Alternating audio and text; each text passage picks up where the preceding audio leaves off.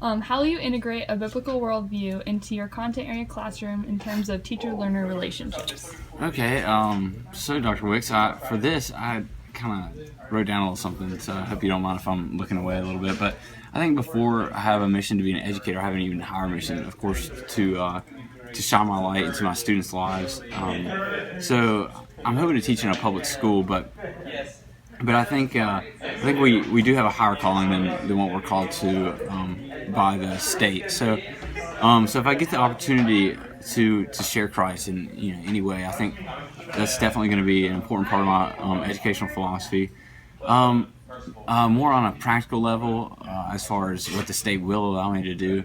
I think it's important to view the students not as my everyday job, or a duty or something like that, but instead as human beings that I have a platform to pour into their lives every day. So just seeing them as actual souls, I think is going to be important, and it won't only help me integrate a biblical perspective, but I think it'll actually help my teaching if I see them as God sees them in such a way that their soul is at stake. Okay. So, Abby, how will you integrate a biblical worldview into your content area in terms of teacher-learner relationships? Well, I just think it's really important for the relationship between the teacher and the learner to be positive, because I know for myself, whenever I had a better teacher, I was way more motivated to learn more and do the best that I could. So I think that's extremely important. And in Galatians 5:22 and 23, it says, "But the fruit of the Spirit is love, joy, peace, patience, kindness, goodness, faithfulness, gentleness, self-control. Against such things there is no law." And I think for myself personally, it's important that I display the fruit of the Spirit because of just as a Christian being held to that higher standard of just in whatever vocation I decide to do. And it's important that I show those characteristics in my life to my students so I can be a good influence on them. Definitely. Do so in terms of classroom management. Sure. So I guess from a Christian's perspective, it's important to hold them to a high moral standard, and we can find a lot of basis for that in the Bible.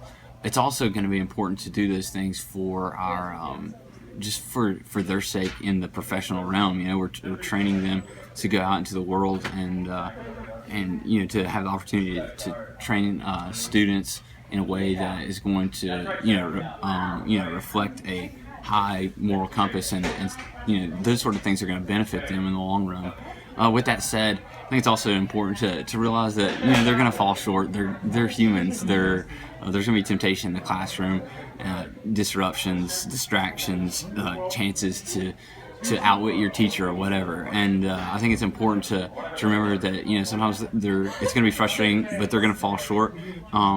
Opportunities for redemption are important. I think they need to know what you expect. They need to be held to a high moral standard. But at the end of the day, you don't want to outcast a student or alienate a student because of their moral shortcomings or their behavioral issues. So a good balance of that is going to be important in my classroom, hopefully. So how about integrating a biblical worldview in the terms of classroom management and behavioral issues? I think classroom management is extremely important as well, because of the fact that as a teacher, you're teaching them those disciplinary actions that they need to have, and just showing them the need for them having respect towards you will help them later in the future. Titus 3:1 says, "Remind them to be submissive to rulers and authorities, to be obedient, to be ready for every good work." And it's just really important that we teach them respect, and just we have to follow through on our actions with consequences that we tell them to do, because if we don't, then we're going to be thought of as weak. And so we need to show them that we are in control of the classroom, and just show them the need that they will have later in life to respect their leaders. How will you do so with implementation of lessons in your area of study? So this is probably the toughest part, since I kind of want to get into a secular public school atmosphere. Really, this is going to be, obviously if I get the chance to talk about the Bible or about Christ in a historical sense, that would be great, and I would love to expound upon that for my students. But if not, it's going to be a lot of just kind of teaching from a biblical perspective. It may not be forthright coming out and having Christ implemented in my lessons, or like put having a verse, that goes along with a lesson about the Revolutionary War or whatever. But instead, just teaching those things from a biblical perspective, and trying to see that through the lens of the Bible, I think will be important.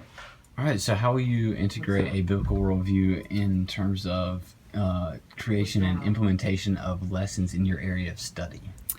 So I think it is actually, for my area of study as social sciences, it's a little bit more easy to try to implement my worldview, even though I myself want to teach in a public school, because you can twist in just biblical principles with what you're doing without actually directly relating a verse to it. For instance, like Martin Luther King, you can twist in the fact that like he had to go through a lot of hard times and persecutions, but he still stuck through, and like you don't have to necessarily say God was faithful, but you can just like demonstrate that through situations that happened in history, and just how through many times, just even through hard times, people were able to just pull through and just show them lots of characteristics that God has taught. All right, thanks.